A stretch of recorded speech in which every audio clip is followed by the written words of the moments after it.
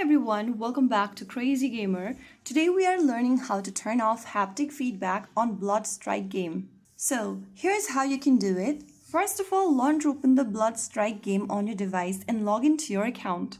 Once you're inside the main home page of Blood Strike or the lobby screen of Blood Strike, go to the upper right corner and tap on the gear button. In the settings menu that appears on the screen, go ahead and scroll down from the basic tab. Make sure you are inside the simple tab under basic and scroll down to haptic feedback, this option over here.